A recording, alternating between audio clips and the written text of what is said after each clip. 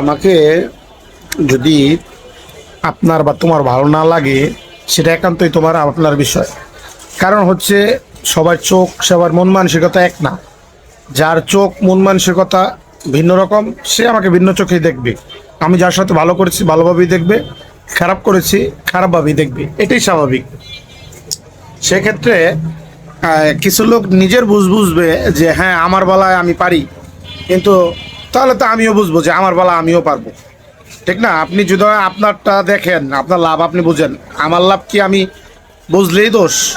এটা ঘরে হোক কিংবা অফিস আদালতে হোক কিংবা রাষ্ট্রে হোক, সব জায়গায় এমনটাই চলে।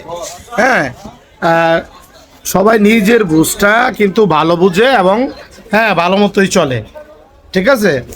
স্বার্থ লাগলে কেউ কাউকে ছাড়ে দেয় না, কেউ কাউকে বিন্দু পরিমাণ ছাড় দেয় না। আমার প্রশ্নটা হচ্ছে, এবং বলা এবং কোয়া যেটাই বলেন, সেটা হচ্ছে যে আপনি যেমন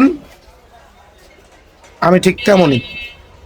আপনি আপনার দেখার চিন্তার ভাবনা এবং দৃষ্টিভঙ্গি যেমন রাখবেন আমার প্রতি, আমি ঠিক আপনার প্রতি ঠিক তেমন।